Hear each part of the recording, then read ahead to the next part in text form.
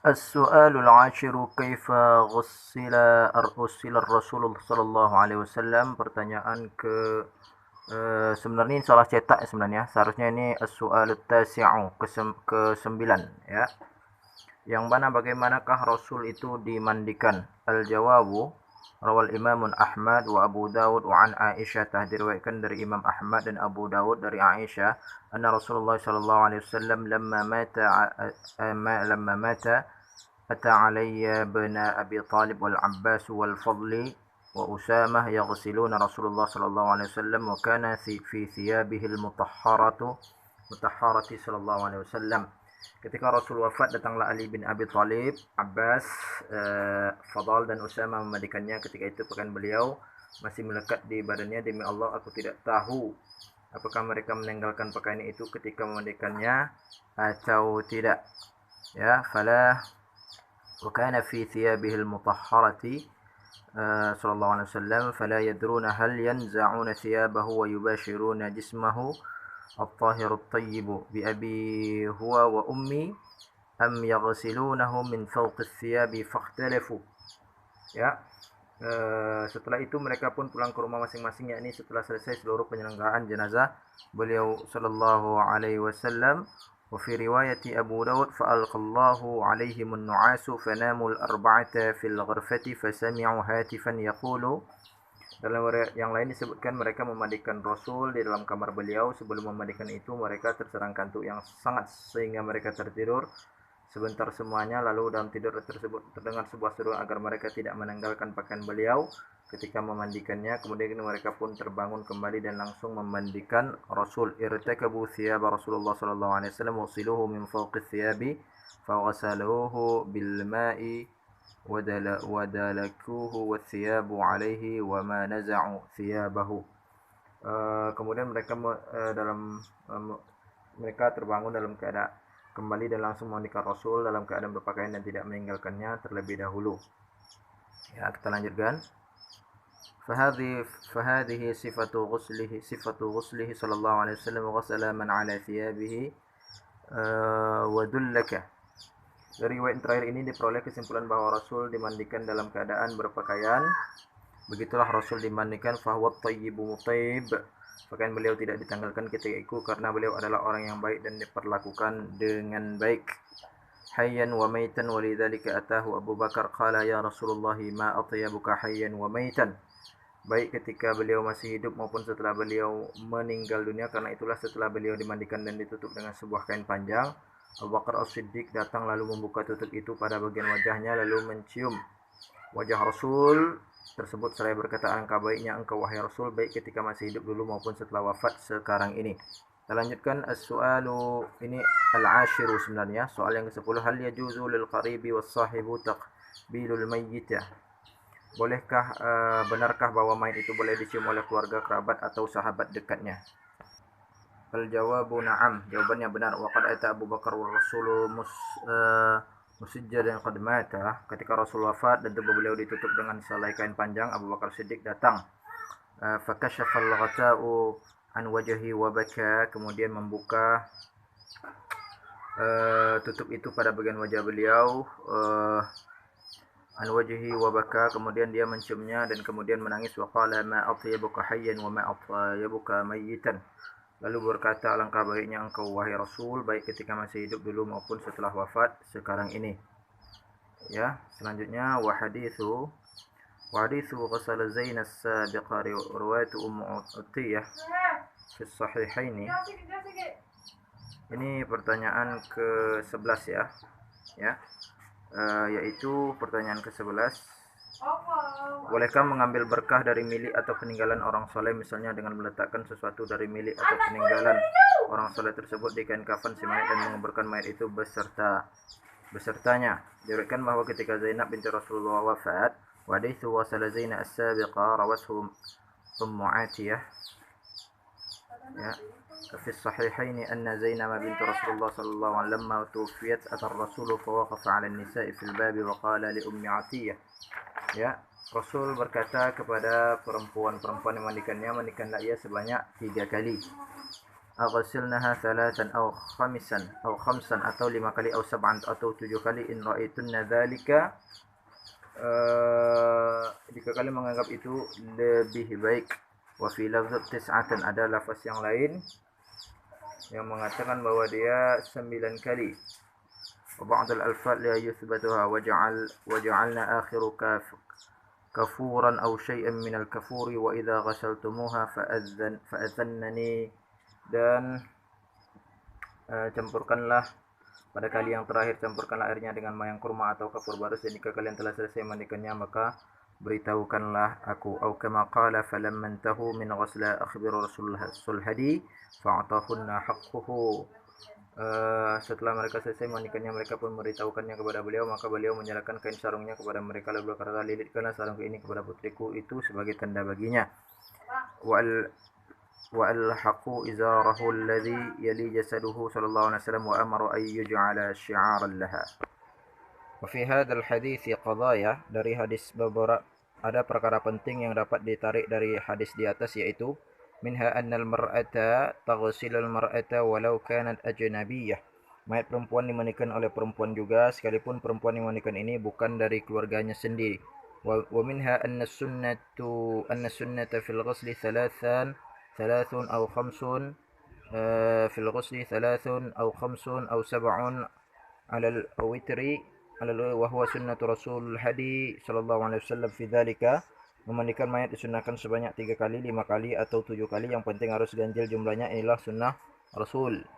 ومنها أنه لا بأس أن يخلط الماء بشيء من كافور أو من الطيب حتى تكون رائحة الميت طيبة.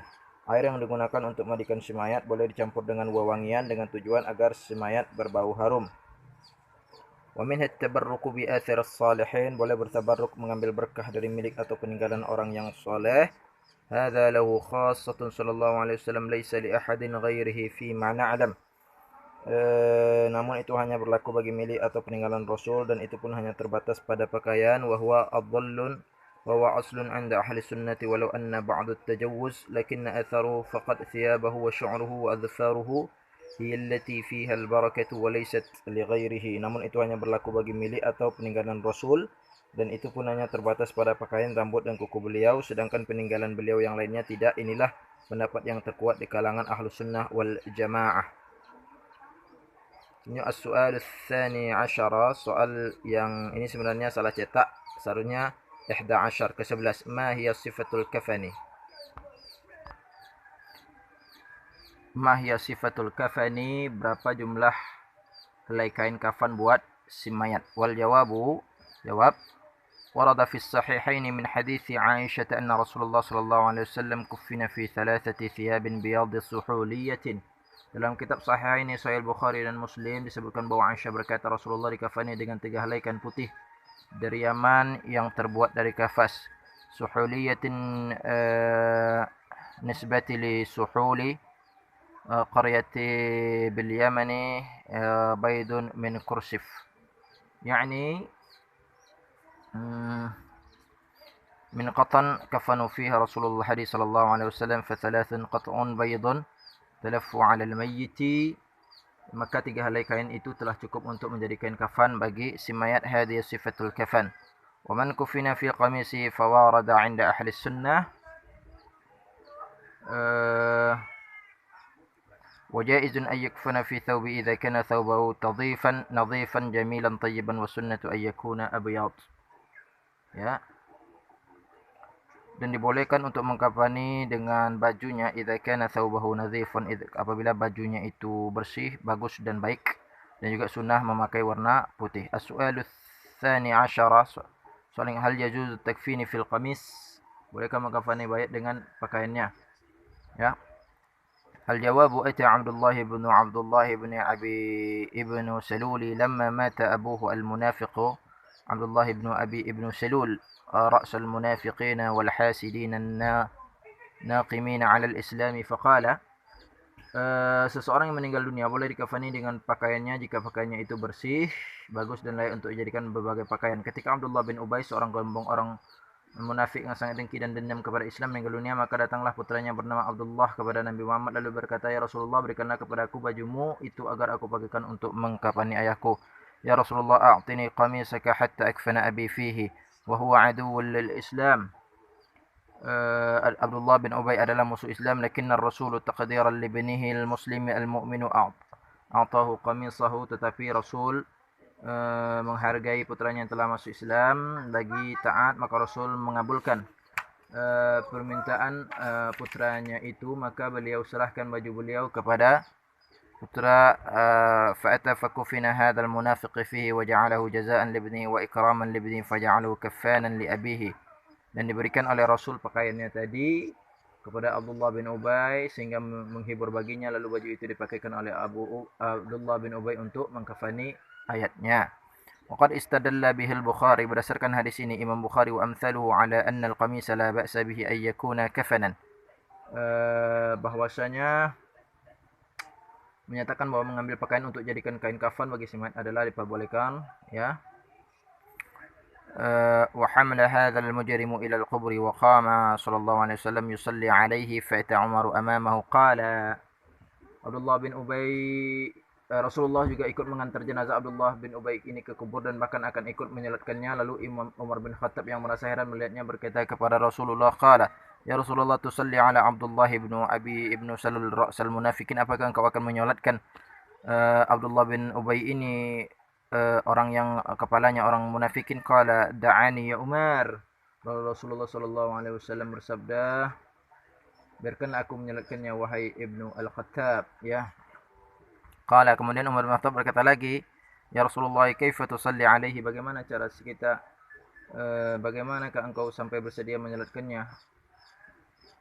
"Amma fa'ala kadza amma fa'ala kadza kaifa tusalli alaihi wa qad qala subhanahu wa ta'ala." Bukankah ia pernah berbuat jahat kepadamu, berbuat ini kepadamu? Bukankah Allah Subhanahu wa ta'ala telah berfirman dalam surat At-Taubah ayat 80, "Istaghfir lahum aw la tastaghfir lahum in tastaghfir lahum 70 marratan falan yaghfirallahu lahum." Kamu memohon ampun bagi mereka atau kamu tidak mohon ampun bagi mereka adalah sama saja, kendati pun kamu memohonkan ampun bagi mereka sebanyak 70 kali, Allah sekali-kali tidak akan memberi ampun bagi mereka. Yang demikian itu adalah karena mereka kafir kepada Allah dan Rasulnya, dan Allah tidak memberi tunjuk kepada kaum yang fasik. Qala, da'ni ya Umar walladhi nafsi biyadi law a'lamu anna Allah yaghfiru. Biarkanlah aku Umar, dan yang tanganku ada, yang diriku ada di tangan genggamanku, jika seandainya engkau mengetahui bahwasanya Allah mengampunkan mereka ba'da sab'in, setelah 70 kali. La astaghfir lahu ba'da sab'in, niscaya aku akan memohonkan ampunan baginya sebanyak lebih dari 70 kali, ya. Falamma salla'at al-'ataba min Allah azza wa jalla ilaihi wa qala, ya. Rasulullah pun tetap melaksanakan solat terhadap jenazah Abdullah bin Ubay, orang Islam ini berarti busuk terhadap beliau dan terhadap agama. Namun setelah itu datang teguran dari Allah terhadap beliau dengan diturunkan ayatnya berbunyi, "Wa qala wa la tusanni ala ahadin minhum mata abada wa la taqum ala qabrih." Yaitu di surat At-Taubah ayat 84, Rasul bersabda, Allah berfirman, "Dan janganlah kamu sekali-kali melaksanakan solat terhadap jenazah seseorang yang mati di antara mereka, dan janganlah kamu berdiri di kuburnya. Sesungguhnya mereka telah kafir kepada Allah Rasulnya dan mereka mati dalam keadaan fasik." At-Taubah ayat 84. Faja'ala sallallahu alaihi wasallam khatimatun amaluhu fi hadhihi al-mas'alah. Maka Rasul berjanji untuk tidak lagi melakukan perbuatan tersebut setelah itu. Wasyahidu fi hadha ayyuhal ikhwatu takfina fil qamisi. Kembali kepada pembahasan kita saat ini adalah bahwa mayat boleh dikafani dengan pakaian. Kana Ibnul Mubarak radhiyallahu anhu, adapun Ibnu Mubarak wardahul muhadditsu zahidu al-abidu, seorang ahli hadis yang zuhud lagi taat beribadah, lahu thawbun yusalli fihi daiman salatal lail, dia memiliki sebuah ataupun pakaian yang selalu ia gunakan untuk melaksanakan salat malam. Falamma hadarathul wafat, ketika akan datang kematian, qala kafnuni fi thawbi hadha, maka ia berwasiat agar dikafani dengan pakaian tersebut. Ia mengatakan, hadha fa inni qad sallaitu fihi Allahu katsiran wa kuntu aqwama fihi al-lailu. Jadikanlah pakaianku ini sebagai pakaian kafanku nanti, dan aku telah meninggal sebab aku telah seringkali melaksanakan solat dan qiyamul lail tahajud bersamanya. Ya. Wa Ibnul Qayyim lahu kalamu fi Madarijus Salikin yaqulu, Imam Ibnu Qayyim dalam kitabnya Madarijus Salikin mengatakan, inna athara as-salihin laha atharun 'ala as-salihin kathiyabus salihin. Ada pengaruh dari orang soleh, ya. Sesungguhnya peninggalan orang-orang soleh ada pengaruhnya terhadap orang-orang soleh setelah mereka. Begitu juga wa amaimus salihin wa ahdiyatus salihin, begitu juga orang-orang yang durhaka kepada Allah.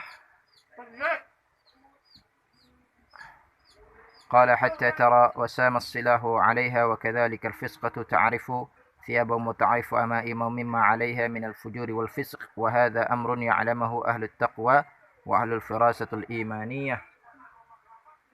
Ya, inilah perkara yang hanya diketahui oleh orang-orang yang benar-benar bertakwa dan benar-benar beriman.